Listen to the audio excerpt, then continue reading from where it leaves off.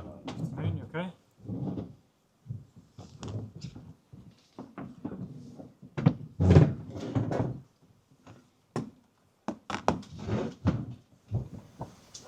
Good afternoon, everyone.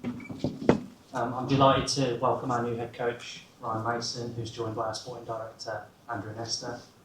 We'll begin with a TV broadcast section, beginning with Sky Sports, and then move on to the Women's. Over to you.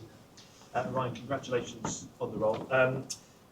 Why is now the right time for you to step into the top job, as it were, at a football club, and why particularly this opportunity?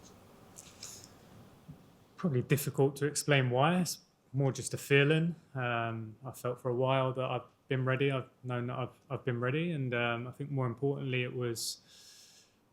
did an opportunity come up that I felt was right for the people that I was working with and the type of club. And this certainly felt right when I spoke to Andrew and the people involved. It felt right. So it's more a feeling, and it's one that I'm super excited about. Obviously, we've already started. I'm enjoying it already. So we're looking forward. Yeah, we saw you on the training pitch for the first time earlier. It seemed to be all business. How important is it you set that tone with a new group? Yeah, of course. I think for any head coach, manager, pre-season is important because you have a period of time where you can work, you can implement what you want and what you expect. So we're obviously still in the very early stages of that, but time on the grass is great. Time in the meeting room as well is great, and we're all obviously getting to know each other. But the early signs have been very positive. Do you feel yet you've had the time to evaluate the squad, and if not, how long do you think that'll take, that process? I think it's just a natural process. Obviously, we've only been sort of training the best part of a week, so it's still early days. But I think as time goes on, you get to know players better, you get to understand their strengths, their weaknesses, and what they can bring to the table. So. It's obviously still early stages in that side of things. And what ideas do you bring to the club that will perhaps be different from what was here before? I'm not here to speak about what's happened before.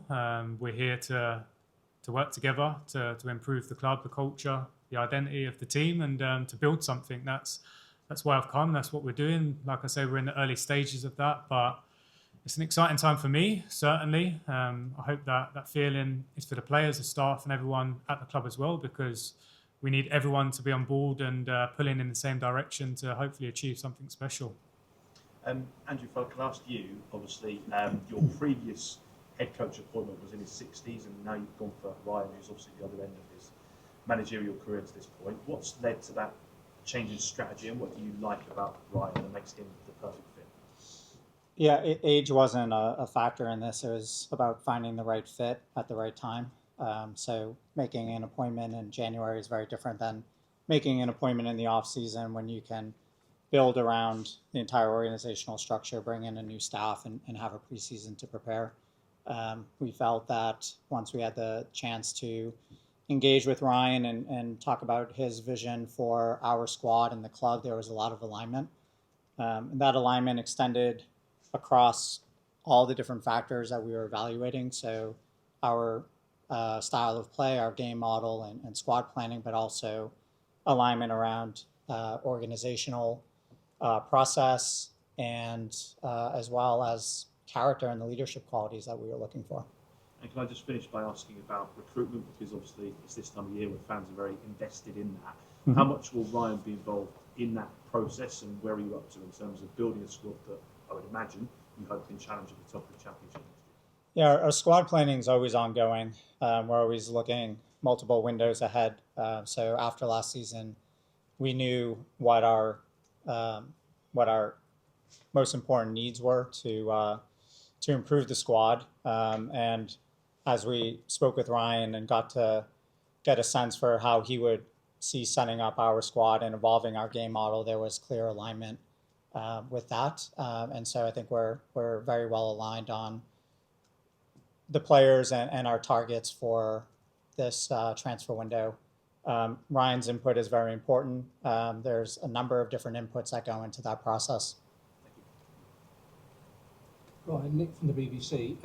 What would you say to the fans about the sort of football that you're hoping to play with this West Bromwich Albion team? Yeah, obviously as a coach, you have an idea of how the perfect game looks, but we need to try and build a team to win games of football. That's the most important thing. How that looks, obviously, we'll have a framework, a structure, but we understand as well there's different ways to win a game of football. The most important thing is that we try and build a culture, an environment that all buys into winning. That's not just on match day, that's every day. We need to try and create that. That's part of my job. And then obviously the players are the ones that hopefully try and execute at the weekend or midweek to win a game of football. There's been a lot of managerial change in the Championship this summer. It's a tough division to succeed in. Of course, yes, I've lived it, I've felt it. I've been a player in this league. It's getting stronger. I think the Premier League, Championship, League One, it's all getting stronger. But that excites me. That's got to excite the club, the players, because it's why we're involved in football. It's competitive, and that's why we need to create an environment that is competitive every day to like you say, try and compete and be successful. As you said, you've played at this level. You've worked with some very good coaches as well. Have you learnt a lot from various people over the years that's helped you mould your approach? Naturally, I think when you have the exposure that I've had to sort of top people and top coaches, you take a lot from them. I think there's a big part of it as well that just helps you sort of understand who you are and sort of brings out what you really believe in and your core beliefs. So the experiences and sort of exposure I've had to the managers, I'm so grateful that I've experienced that. And yeah, like I said a minute ago, I definitely feel ready to sort of implement my style, my beliefs on this football team. It's obviously a few weeks away yet, but what do you think it's going to feel like when you stand in the dugout for the first time as head coach of this club? Yeah, I mean, it feels natural. It feels normal already. I feel at home. The people here are great inside the training ground. It's something that I'm going to give my absolute all to. I can already feel that. I think when you're a player, there's probably a period where it takes a little bit longer to get settled. But I already feel completely settled. I've been made to feel settled by the people inside the club, also the people I brought in with me. And yeah, like I say, it just feels natural. Hi, I'm Dan from ITV. Hi, Dan. I just wanted to give the context of what happened to you as a player. How important has coaching been for you, and how much does that add to your pride in where you are now? Yeah, I mean, I've spoke about my journey quite a lot. It's obviously been accelerated in terms of my coaching career. I think every individual is different. I retired from football at 25, which was extremely young. I felt like I had so much more to give. I know I had so much more to give, and it was just about finding the next passion of mine. And it took a little bit of time, but once I found that, the best part of 7 years ago now, I definitely have a fire inside of me to be successful and fulfill the sort of dreams and ambitions that I had as a player. So that's something that really excites me.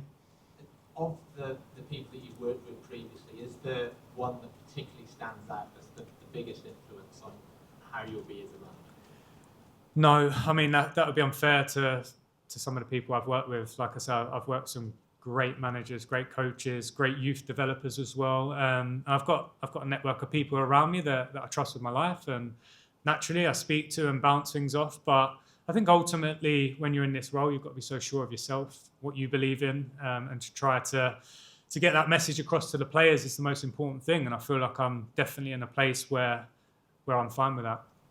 When you look at the squad now, are there specific positions where you feel you need a little bit more to maybe make a push for the playoffs or beyond?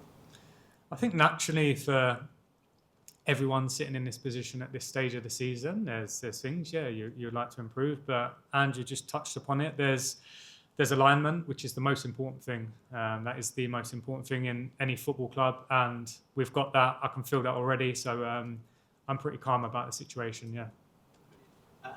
Andrew, for you, if you don't mind. Obviously, very different age profile. I know you don't say that's relevant, but also what these two managers do have in common is a backstory and a character of overcoming adversity. Is that part of your thinking as well, character? Yeah, leadership is a big part of being a head coach. You have to lead by example. You have to motivate a group of men and also set an example for an entire organization across men's, women's, and academy. It's kind of like a figurehead. Whether the coach wants to be that or not. Ryan has shown outstanding character. He's worked in situations where he's been under pressure. He's shown a lot of commitment and, of course, shown his ability as both a player and a coach. And just for numbers of incomings and outgoings this summer, do you feel it will be busy, or will it just be a case of one or two additions? Yeah, we've had a lot of turnover. As you know, last season there was significant turnover. There won't be as much turnover going into next season, but there is a number of positions that we do need to address. We've started already with Matt Phillips. Bringing in an experienced center back was very important for us, both tactically as well as bringing someone who can organize the back line and knows the division well. We've had 2 attacking players leave after last season, so we are looking at addressing those positions. And we knew that would happen. In a way, we've kind of already started to address that with Isaac Price and Tom Urbani in January. So yeah, there are some specific positions we're looking at, but for the most part, it's been an ongoing process, and we feel comfortable with where we are. Brilliant, thank you. Just one more, please, on the way for Ryan. What do you think this team can achieve this season, where you are? And that's a long way away. Honestly, my job at the moment is to try and bring everyone together and believe in something. That's the first stage, the first phase of anything. To be consistent with messaging and make the players and staff and everyone inside the club believe in what we want to try to achieve. And I'm not one, certainly from my playing career, my playing experience, one to look too far ahead. I don't live my life like that. I just get up every day and give my best every single day, and that's how I want the players to live as well.